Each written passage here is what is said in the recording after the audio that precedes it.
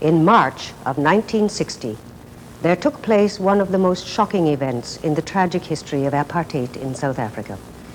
During a peaceful demonstration in the town of Sharpeville, white police opened fire on Africans, killing 69 men, women, and children, and wounding 200 others. Tonight's drama on TV Ontario recounts this incident and the events which preceded and followed it. The story unfolds through the perspective of a variety of its participants: a journalist, his professor wife and young son, a policeman involved in the massacre, and blacks who were on the receiving end of the shooting. Black leaders such as Nelson Mandela and other statesmen, including South African Prime Minister Verwoerd and British Prime Minister Harold Macmillan. The media coverage on both television and radio is also summarized. You would expect that this drama would involve a large cast, both black and white, and a good deal of location shooting. As it turns out, that's not the case. This program, entitled Nagging Doubt, is the creation and performance of one man, a white South African actor named Jack Klaff. Klaff impersonates all of the characters I have just listed, without any real costume changes, aside from a hat or two, and a minimum of special effects.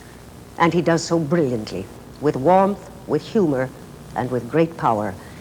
So, tonight's drama can be appreciated on two levels: as a virtuoso piece of acting, and as an account of a shameful episode of human history. Jack Klaff wrote and stars in Nagging Doubt.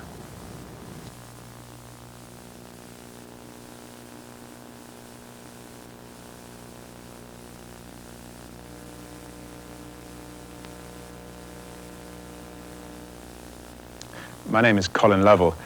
When I was a kid in Johannesburg, they used to read to us from Alice in Wonderland. It was Lewis Carroll who said, "It's a very poor memory that just works backwards."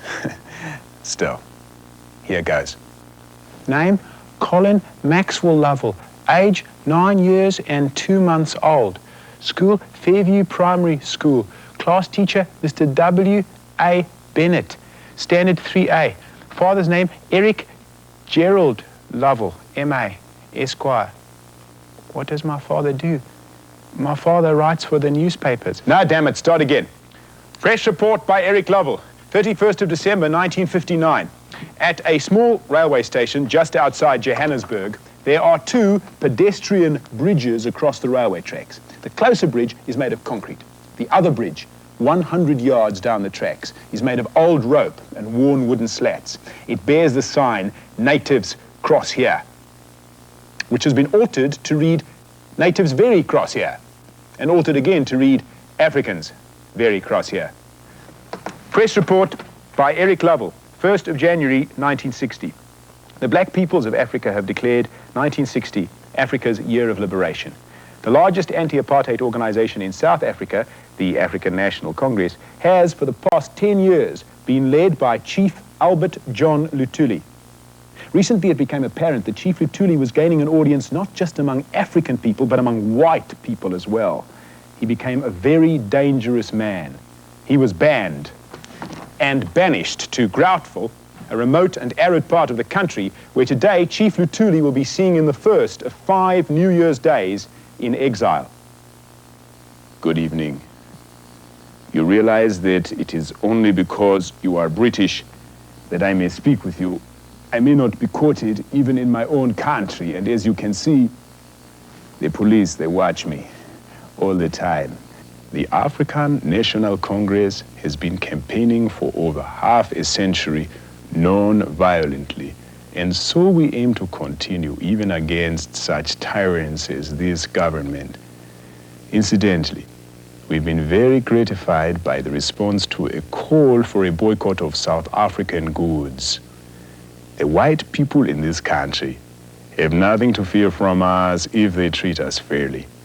We do not want to kick them out of the country, and we do not want to marry their sisters. We have followed in the footsteps of Mahatma Gandhi, who began his career here in South Africa at the turn of the century. And no one can deny that for over 30 years, I have been campaigning, knocking patiently, moderately, and modestly at a closed and a barred barred door. Each successive Prime Minister of South Africa has placed further bars across their door, but no one so much so as the present Prime Minister, Dr. Hendrik French Verwoerd.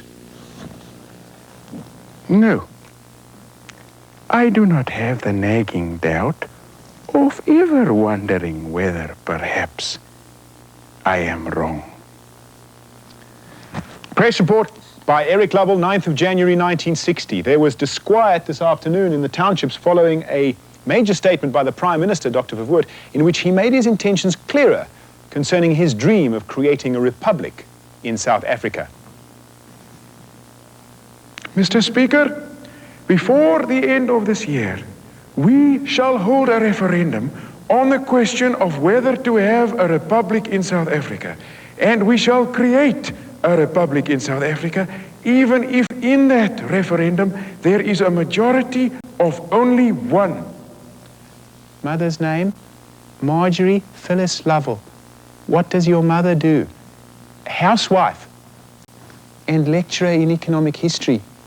Marjorie Lovell, 5th of January 1960. Trust me to start my brand new diary 5 days late. Terrific storm brewing outside. It's going to be thunder, lightning, the lot. Spent hours sewing name tags onto all Colin's new clothes. Such an uplifting task. Still, it's mindless work and it gives me an opportunity to prepare my lecture for next week. My students are going to learn all about another much calmer age, the 14th century. Oh yes, and speaking to the women's meeting. Ladies, it has been said that silence is golden. Would it not be more accurate to say that silence is guilt? At present, the breadline for the average African worker stands at £36 a month. That allows just for food, transport and rent. No other expenses are taken into account. Buy today, you have 6 months to pay. Buy the Easy Edgar's Way. Read the new bestseller by Joy Adamson, Born Free. Don't forget the Rotary's Fruit Comes Bum, Richard Burton, Claire Bloom, and Mary Ewer in Look Back in Anger. Smoke life cigarettes, 'cause, oh man, life is great. Even so, the average African worker earns £19 a month. £17 a month below the breadline. Ladies, the moment we all agree to put an end to economic injustice, it will stop. Mad applause. A group of women firm in the secret but happy conviction that nothing can be changed. Albert Camus died today. Motor accident. Perhaps quote him just to be topical. If you lead, I won't follow. If you follow, I won't lead. Just walk beside me and be my friend. Also, real generosity towards the future lies in dedicating everything to what happens now. Note, must get Rice Krispies. Dettol. Colin must go to dentist. And remember to talk about passbooks. The first thing we must do away with this passbook. Without a pass, you cannot work. Without a pass, you cannot travel. Without a pass, you can't even walk down the street. Without a pass, you cannot even be alone at home. Boom, boom, boom, like a drum solo on your door. No pass, husband and wife mustn't be together. No pass, mother and child mustn't be together. This passbook is like a badge of slavery. This passbook makes more people go to jail than go to school. Da! Hi, Ma. Guess what? Our school won. Ma? Where are you? No. Ma, what's for supper? And? Yay! Hey, you know what? I took 2 wickets. Yeah, I did bad. I made a duck. No, duck's not good. No, the only homework I got is my famous person project. Well, I got a choice, William Shakespeare or Jan van Riebeck. Why can I have an apple? Please, Ma, I have an apple. Okay. Ma, you know this guy, Harold Macmillan, is here? Uncle Arthur says he looks like a walrus. What's a walrus? Good afternoon, Mr. Speaker, my friends. As I see it, the major issue of the second half of the 20th century is whether the uncommitted peoples of Africa and Asia will swing toward the west or toward the east. Let me be very frank with you. There are aspects of your policies which make it impossible for us to support and encourage you without being false to our own deep convictions. We repudiate the question of there being any one superior race. At the same time, I wish to say that boycotts such as are being held in my country and elsewhere never got anyone anywhere. Traveling around recently, the most striking impression I have formed is of the strength of this new African national consciousness. The wind of change is blowing throughout the African continent. You're tuned to the national network of Springbok Radio. The 5th of February 1960, we present a talk to the nation by the Prime Minister, the Right Honourable Dr. Hendrik French Verwoerd. Mr. Macmillan has to contend in Britain with an alarming libertarian tendency. It is regrettable that he felt he needed to express himself here for the sake of internal problems he may be having in his own country. In any case, we do not accept that we must be prepared to compete with the black masses on any equal basis. We shall see to it that we remain in power in this white South Africa.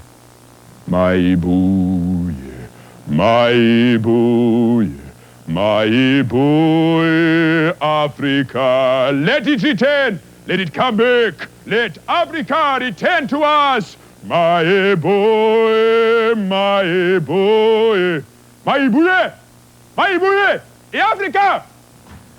Press report by Eric Lovell, 17th of March, 1960. The atmosphere in the country is being made all the more tense because of the regrettable dissension within the ranks of the African people themselves, which dissension is, of course, being fanned by the government. Ironically, the leader of the more moderate African National Congress, Chief Luthuli, has been banned, while the more radical Pan-African Congress is allowed to meet openly. The Pan-African Congress has unanimously elected its leader. He is the 36-year-old university lecturer, Mr. Robert Sobukwe, but his people call him Mangaliso. Wonderful. Our energies are directed against a myth, white supremacy. I am often asked, do I hate the whites?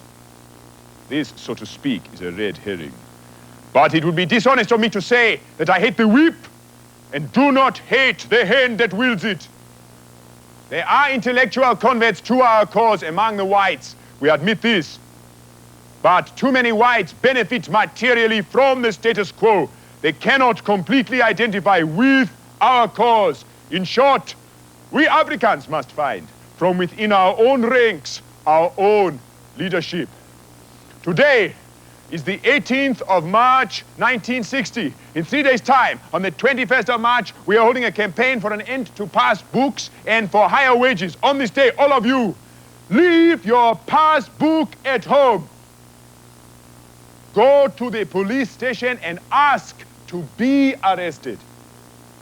If you are released, seek arrest again. Do not pay bail. Stay in your cell. In this way, the jails will be overcrowded. In this way, the bosses will be inconvenienced. Please observe absolute non-violence. This is the first step toward freedom and independence. By 1963, press report by Eric Lovell, 21st of March, 1960. This morning marks the beginning of Mr. Robert Sobukwe's planned campaign. He has marched down to the local police station at Orlando and presented himself for arrest. Along with his colleagues, he is now in a prison cell. He was barefooted. It is perhaps too early to tell whether or not Mr. Sobukwe's call has been met with a countrywide response. Yeah, Eric Lovell? What? Where? Sharpeville? Oh, man. What I can't bloody well understand is why Colonel Pino ordered us to load 5 rounds, man. Most of us, our rifles were loaded anyway. I feel so bloody stupid standing there all in line pretending to load. Sweating, man. Go for a swim later. After a storm. It's Colonel Spengler. arresting another black bastard. And I love it when they don't know what's hit them in. Like when the jets flew over. Oh, I forgot my blue tree. You're singing, eh? You're mocking us. Why don't they send them home, man? There's so many. You're singing your Maibuya, eh? Mocking. Better not. We shall live and we shall die. We for you, South Africa. Cold lager, man. Phone Sandra. Soon as I get home. Bitch. Don't touch me there. Drives me mad. What the hell's going on, man? Yeah, all the bloody officers, all the NCOs, and back there. It's a big crowd, man. They go wild, I'm a goner, man. It's just a wire fence between us and them. Come on, man, why doesn't someone tell us what's going... Come on, tear gas or something, man. Bloody police force. Hurry up and wait.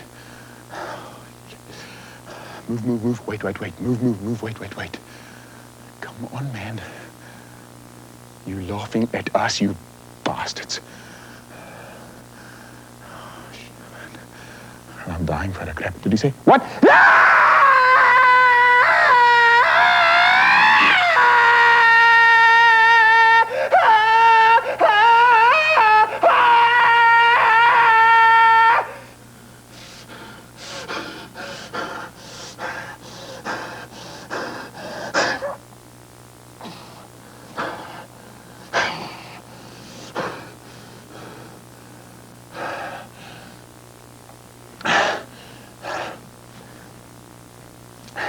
Yeah?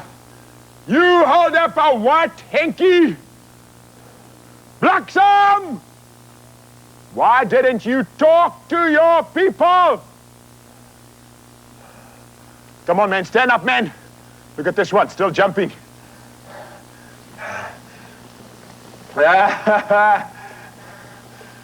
Where's your Maibuya now, eh?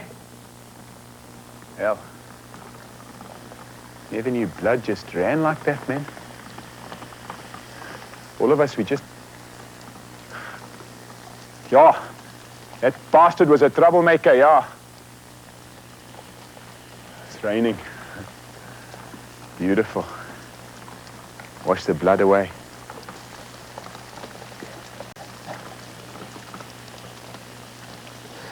They must get an ambulance, man.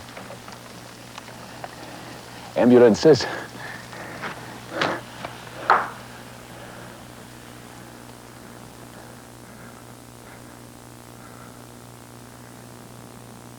Mr. Speaker, with your permission, a crowd of natives, Bantu, surrounded Sharpeville police station. The police were attacked with stones and sticks. The shots were fired by the crowd at the police. The mob advanced, and so the police fired a volley without having been ordered. The situation is now under control. A demonstration by aircraft had good effect. I regret the propaganda which has encouraged the people to attempt the impossible in challenging the authority of the state. Members of this House are asked not to use these events for propaganda purposes. Yeah, I'm Pino. I've had 36 years of experience, yeah, since 1924. A humane effort. Listen, it was completely unexpected for the native to gather. No, for the native to gather, this now means violence. Listen, a fence was torn down. My car was struck with a stone. If they start that sort of thing, they must learn their lesson the hard way. No, listen. The riots were very menacing. I personally tried to stop the fighting at great personal risk to myself, and we stopped fighting very, very soon after we began. Any useful lessons? Yeah, well, we may get better equipment. Press report by Eric Lovell, 23rd of March, 1960. The shots of Sharpeville have echoed around the world, but there remains a great deal of confusion. However, it is beyond dispute that on the afternoon of the 21st of March, 1960, a peaceful crowd of 15,000 Africans gathered outside Sharpeville police station. Then, 75 policemen fired 750 shots into that crowd. The police made no attempt to warn or to disperse the crowd, to use any force less drastic than rifles and bullets to shoot above the head or below the knee. Most of the crowd was shot in the back, running away. The constables prepared dum-dum bullets for themselves. A dum-dum bullet makes a small hole as it enters the body. As it tears through the other side of the torso, it leaves a gaping, crater-like wound the size of a soup plate. The German government has said such brutality makes one's heart stop. Now, Lord, smoke Lexington. For after-action satisfaction, also we, also in Africa, all parties in Britain have sent a communique to the American government instead of let us be quite clear. The guns were British guns and the jets were British jets. My word is a word game, played by people whose business is words. It is beyond dispute that the police wounded at least 200 people, including 20 children. But many of the constables shot not merely to wound, but to kill. And they did. Latest official figures are that they killed at least 69 people, including 10 children. Mr. Speaker, of course, the riots had nothing to do with the government's policy. They have nothing to do with passbooks, nor unemployment, nor low wages. The riots were brought about because of sensationalist news reports and agitators. Press report by Eric Lovell, 26th of March, 1960.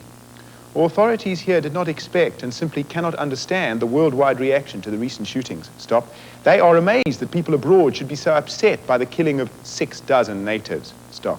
But because the death rate is on the front page of practically every newspaper throughout the world, comma, every effort is being made, dash, for the first time in history, dash, to save African lives. Stop. Of course, treatment has had to include blood transfusions, a luxury never before granted to African people. Stop. In every case, the blood being pumped into the veins of these black people has had to come from white donors. Stop. Miraculously, no one has suffered any after effects. Stop. I remember this day, the 21st of March. I left home. It was, I think, between 1 and 2 at Sharpeville, yes. My name is Titos Majola. I lived, yes. I found many people. They were on the open. People were in the streets, the aeroplanes. I saw them. The youngsters, they threw their heads up. They were enjoying it. We did not know what was happening. I saw the policemen with the firearms. They were lining up. I think I heard a voice that said, "Skid, you know, shoot." I was not frightened at all. I thought it was blinks or they were firing in the air, and we ran, but the people were laughing. Then I saw a man on the ground. I thought, how are they shooting, in fact? And we saw a woman, she fell. We thought she just tripped. And we saw the blood. And her boyfriend, he said, "My God, she's gone." There was a man, he was just riding past on a bicycle, just riding past, you know, and he had his head blown off. Afterwards, I was on the ground, you see. I did not know if I was shot or the crowd fell on me. Later, I discovered that I was shot, and I lay there. And later, after the rain, we were hot, the sun was burning us, and the man, he gave us water. And the man, we saw this body. It was lying on the ground, and the man said, "I'm asking you, if you take that body away, please remove the brains as well." And the police, they told me to get up. No, but I couldn't because my leg, it was hanging loose. It was not sore, it was just, it was loose. I saw a white policeman, he wiped his shoe off on a dead black woman's dress. And the man said, "I asked you if you take that body away to remove the brains as well. It was then that the white policeman called the black policeman, and the white policeman told the black policeman to pick the brains up from there, and the black policeman, he did it. He picked them up with a shovel. Shooting. It was one based, and then another based, two based.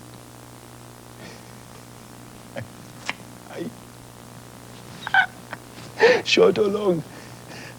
I don't know, short or long. I just know it was too long. No, the people, they were not fighting. Old men and the children, they would not go fighting the police. We just look.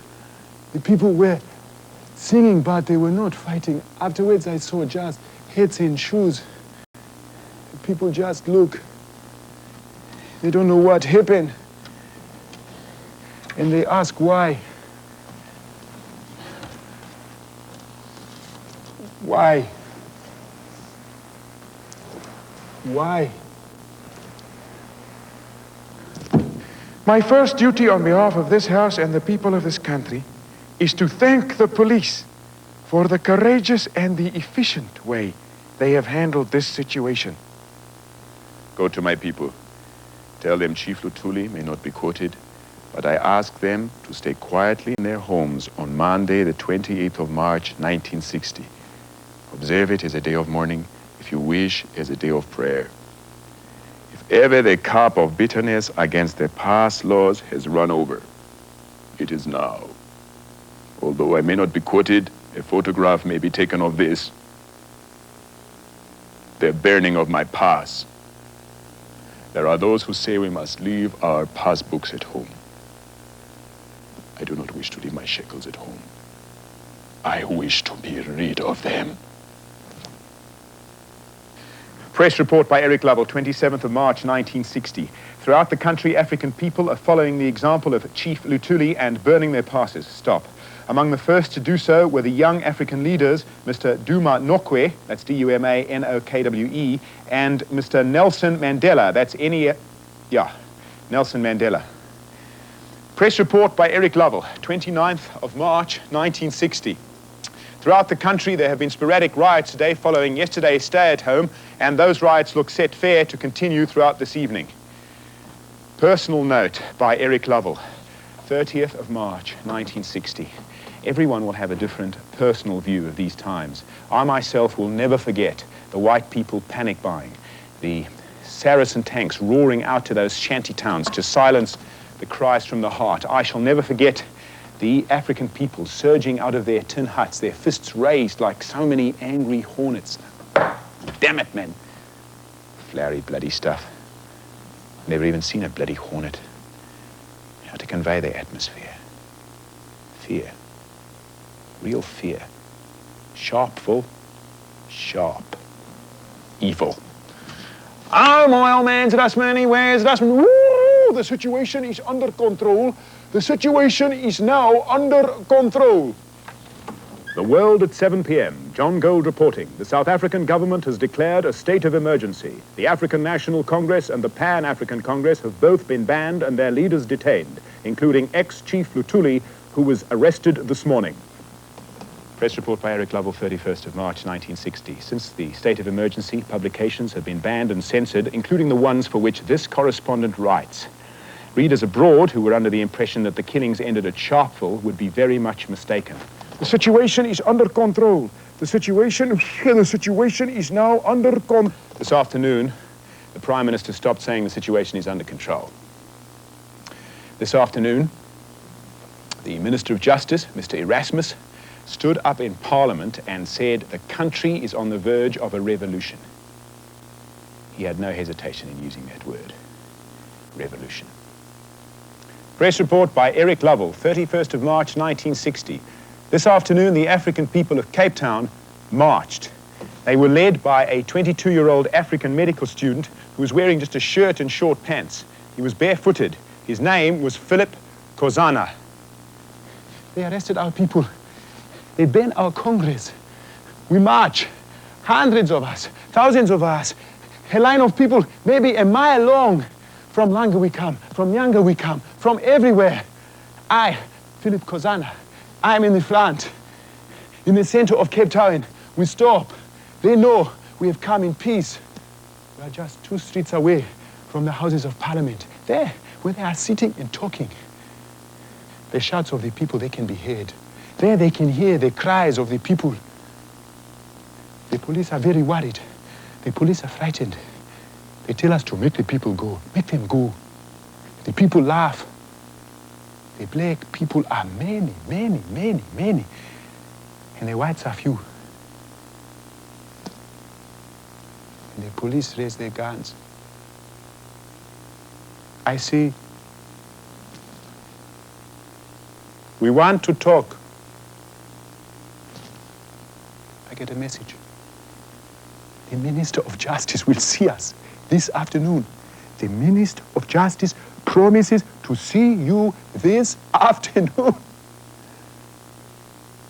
Quietly, I take the mic from the policeman. The crowd is everywhere, like a sea. The Minister of Justice has promised to see us.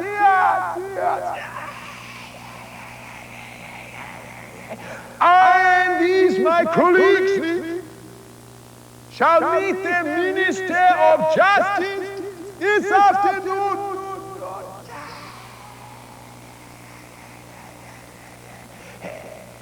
Please let the rest of you now go home.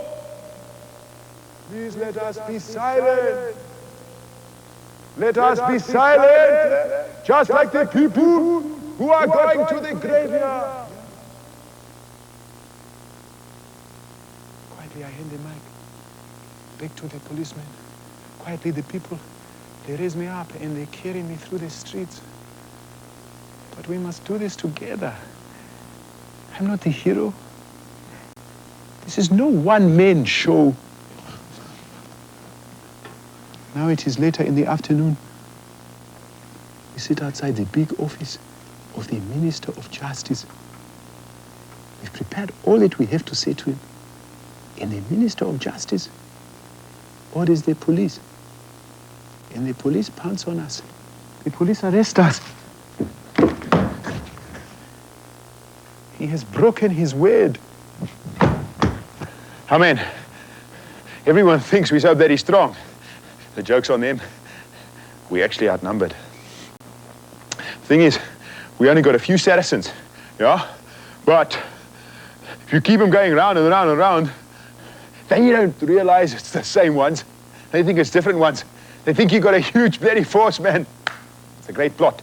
Anyway, get back to the police station, and it's packed, man. Gaffers, communists, all the bloody liberals.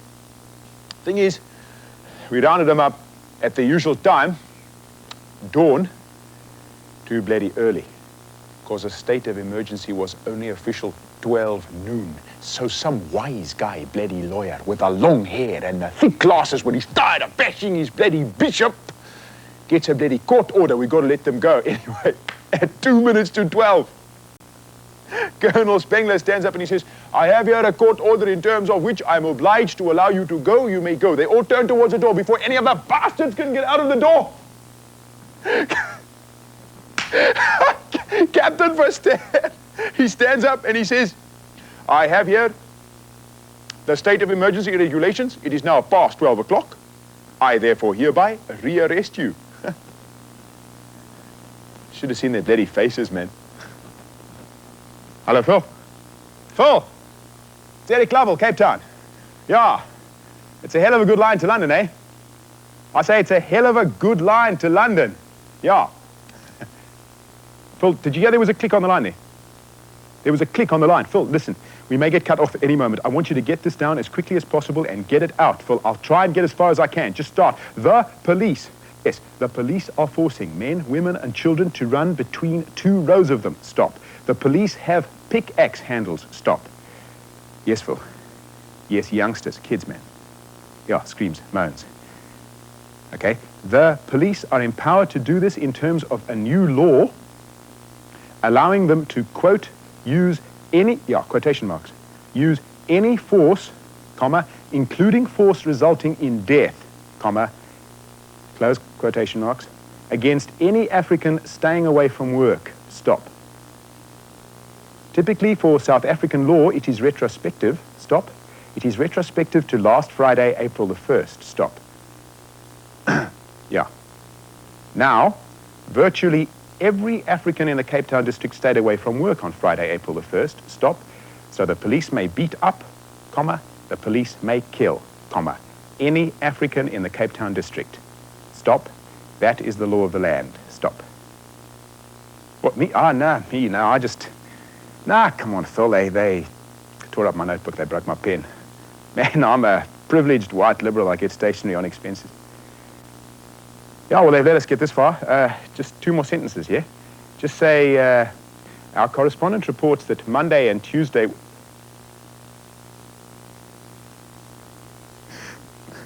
Monday, Tuesday were terrible.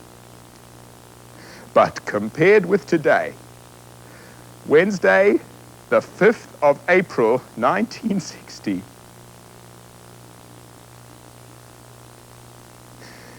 child's play. Hi, Dad! Hi, did you go up in a real plane? Is it bumpy? You know what, Daddy? We're supposed to have a test on Friday, and the teacher said, you're going to have a test on Friday, April the 1st, and we came in, and she said, your test's on a board, you know? And then she showed us the board. She uncovered it, and it just said, April Fool. Ha! No, it wasn't funny, it was just bloody stupid. But you know what, Daddy? Then the teacher said, you got something planned against me? And we said, we haven't, you know? She said, you have. You got something planned against me. I swear she's mad. Daddy, why are your eyes so red? Ah, you're just tired. No, Ma's inside. She's just working. Daddy, you're going to go and work too. Ah, Dad, can I go and do weightlifting with Uncle Arthur? Please, may I? Thanks, bye. Marjorie Lovell, 5th of April, 1960. Eric back this PM. Very tired. He's sleeping now, thank goodness. Very upset because while he was in the townships, some young Africans told him to get his white face and his white words out of there. Yeah. They spent some time just holding each other. It was nice. Of course, he's bound to be on a list. It really brings it home to you when they can come for your own husband. Still, we go on, moment to moment. I do my work. Look after Colin. He does the heroics. It won't be the first time in this country that families are torn apart. There's a sentence I can't get out of my mind from the Bible of all places. If you take a single life, it's the same as if you destroyed the whole world. These day-by-day diaries are awful, man. You have to stop so abruptly.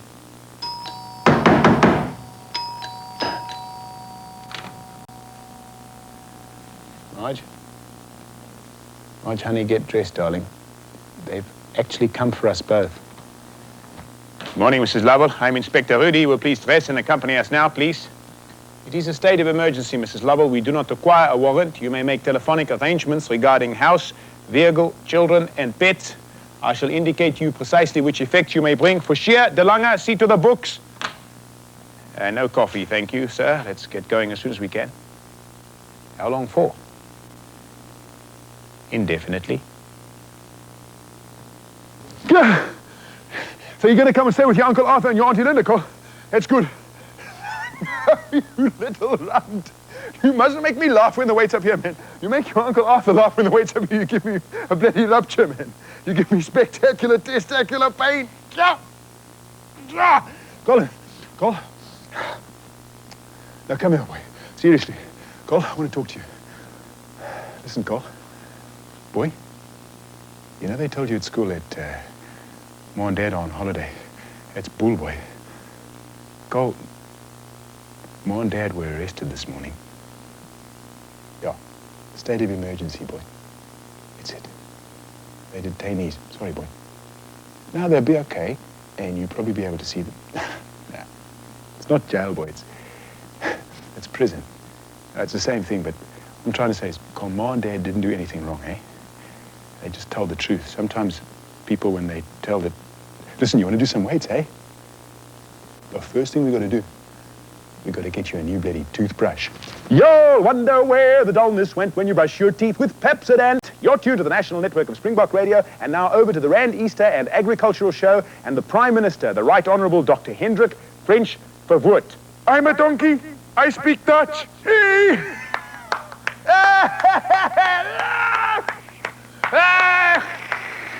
South Africa's history has been one of crisis upon crisis.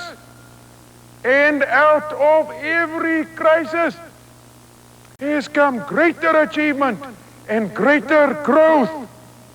We shall fight for ourselves.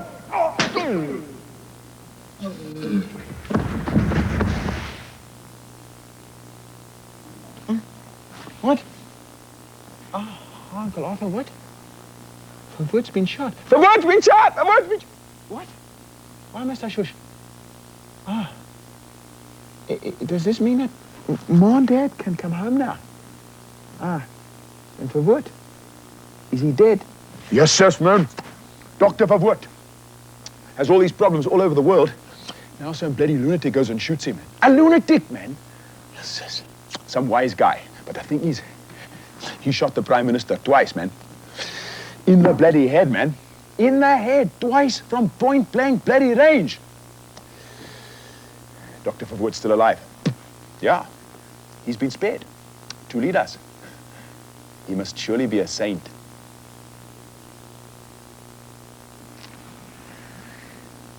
Recent events have given rise to general reflection.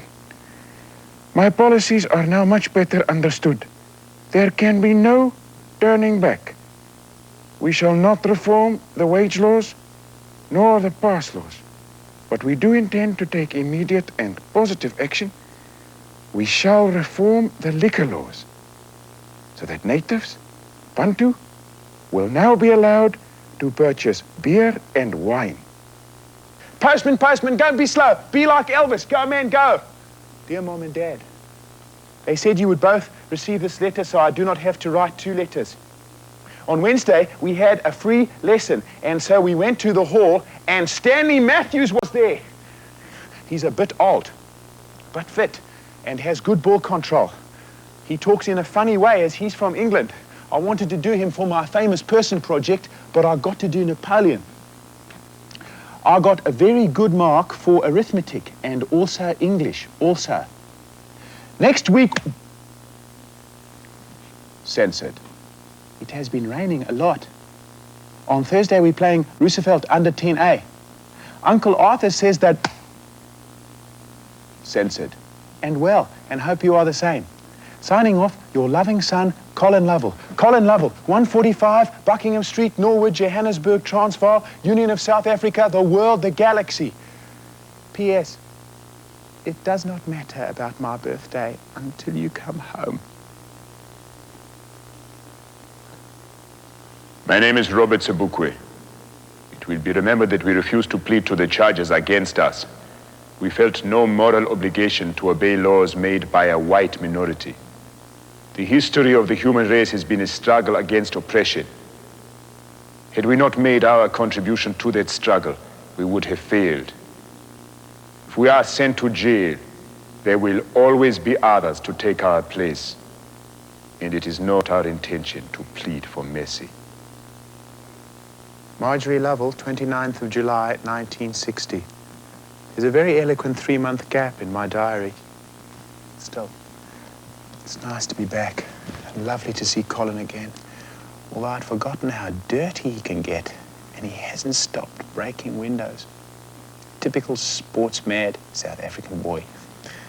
He's being a bit cheeky about his famous person project. He's chosen Mahatma Gandhi.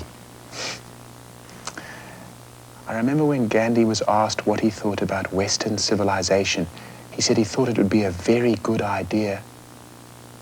Staying with Arthur and Linda until Eric is released. Soon, I hope. It's funny. At least in prison, all of us women were together. Now we're banned. We can't gather at all. It's so frustrating. Never thought I'd find myself saying I missed prison.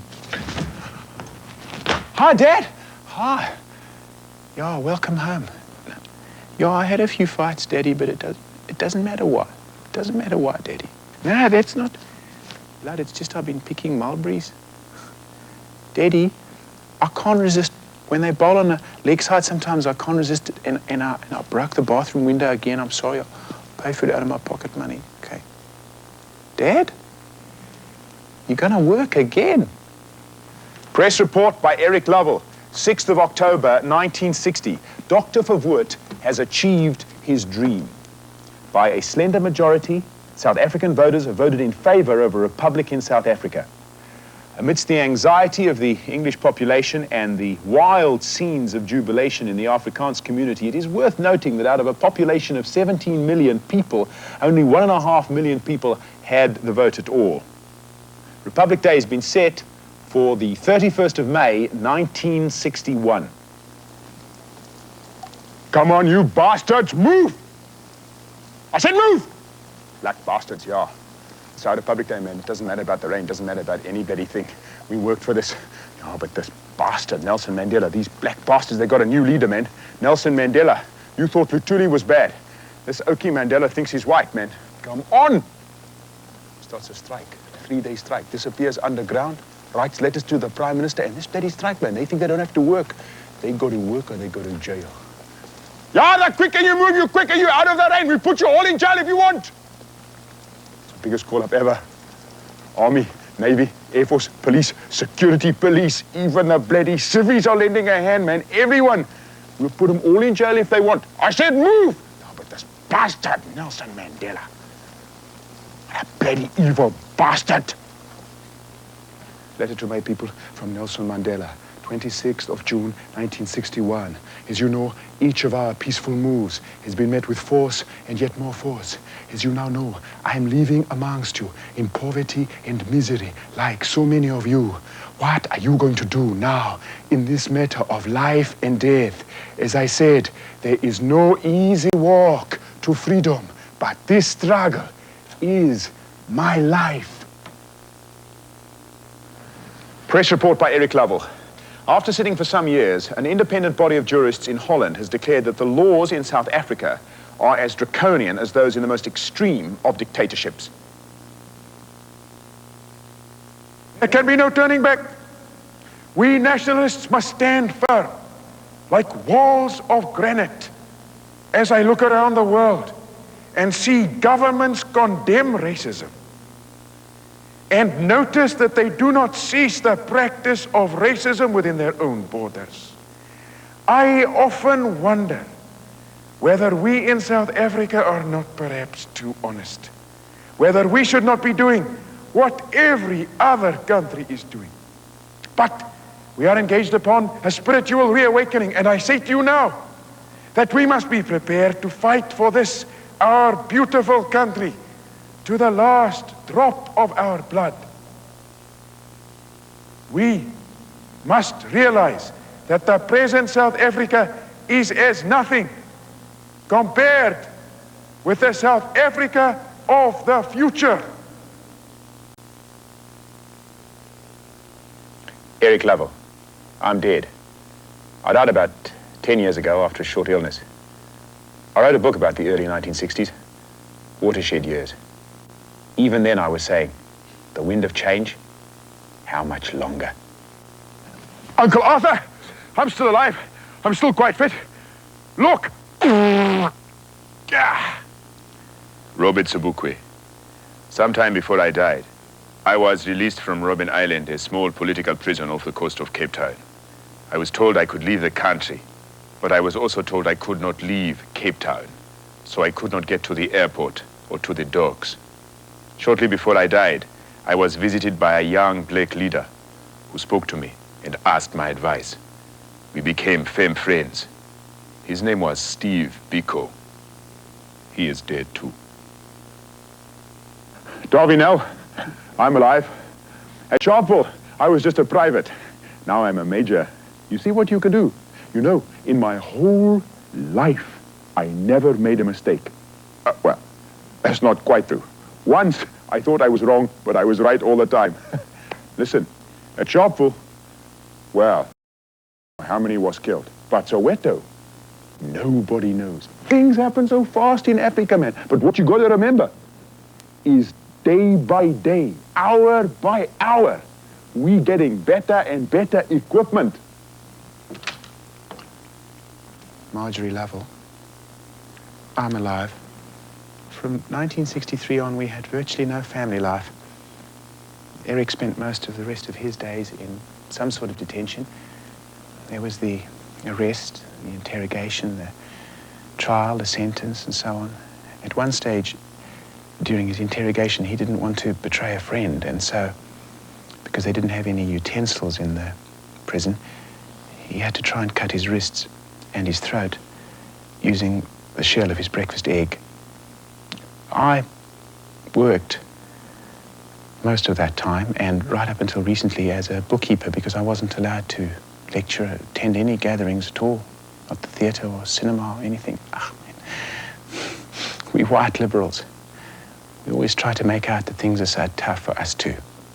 As the youngsters say, that's just crap. Still trying to do all that we can. Especially about the women under apartheid who suffer so terribly, of course. It hasn't stopped us singing the same song, though, all these years.